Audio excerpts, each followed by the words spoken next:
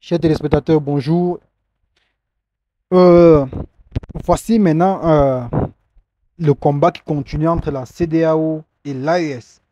Dans une salle de conférence, il y a une confrontation très grave. Donc je vous supplie de partager cette vidéo. Écoutez jusqu'à la fin et surtout, il faut me dire en commentaire ce que vous pensez de ça. Parce que ce qui se passe en Afrique, je ne sais pas. Les Africains sont en train de se séparer. On dirait qu'on est en train de bagarrer pour quoi que ce soit. Pourquoi nous sommes tous des enfants africains, nous sommes tous des frères et sœurs africains. Alors, permettez-moi de mettre cette vidéo. Écoutez attentivement et partagez-les, chers Burkinabés. Partagez-les, chers Maliens. Partagez-la, chers Africains. Vous comprenez? Il faut partager. Il faut partager. Merci beaucoup, Madame la Présidente. Monsieur le Président de la Commission de la CEDEAO, chers collègues, bonjour.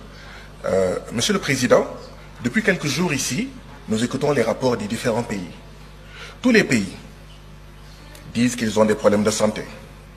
Tous les pays disent qu'ils n'arrivent pas à nourrir leur population. Tous les pays disent qu'ils ont des problèmes d'école.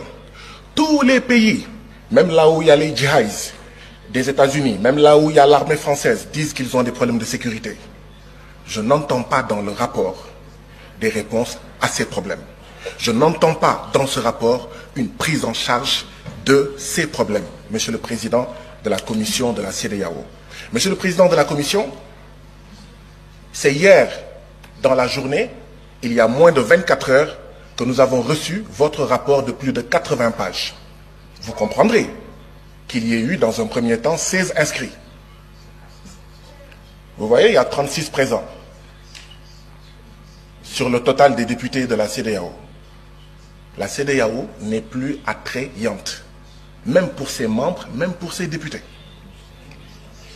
Monsieur le Président, je voudrais savoir, est-ce que ce sont les services du Parlement ou vos services qui ont fait que c'est à moins de 24 heures que nous avons reçu ce rapport? Parce que si nous voulons bien travailler, ce ne sont pas de bonnes conditions pour que les députés puissent prendre connaissance de ce rapport et puissent contribuer du mieux qu'ils peuvent, d'accord, aux politiques, en fait, communautaires.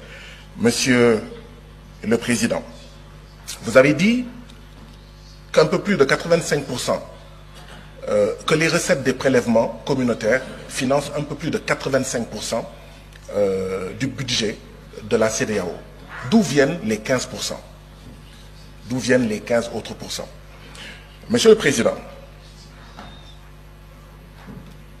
notre CEDEAO va bientôt avoir 50 ans. Ce sera l'année prochaine, un demi-siècle. À la veille de ces 50 ans, nous avons le retrait de 3 de nos membres. Voilà le bilan de la CEDEAO. Nous nous attendons à avoir un discours d'électrochoc, mais pas un discours qui nous fait rester dans notre sommeil.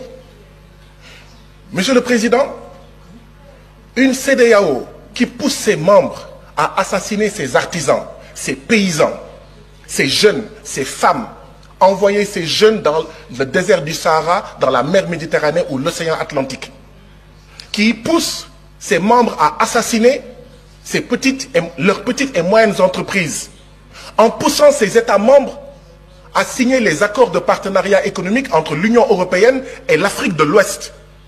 Et tout le monde savait que les accords de partenariat économique, c'est la possibilité pour 85% des marchandises de 27 États de l'Union européenne d'entrer dans nos pays sans payer de droits de douane. Comment est-ce qu'on va régler la problématique du chômage? Comment on va régler la problématique du Sénégal où le taux de mortalité des petites et moyennes entreprises est de 64%? Et je suis persuadé que c'est à peu près pareil dans tous nos pays. Mais cette CEDEAO-là, c'est elle en réalité qui pousse notre jeunesse à essayer de traverser la mer Méditerranée et à prendre les pirogues à l'assaut de l'Europe forteresse. Nous ne voyons pas de changement. Cette CEDEAO qui pousse nos pays à maintenir les bases militaires françaises, à accueillir les djihadistes et d'autres armées d'occupation, parce que cette CEDEAO ne nous aide pas, n'aide pas nos pays, comme le Mali, comme le Burkina, comme le Niger et comme d'autres pays, à faire face à la sécurité.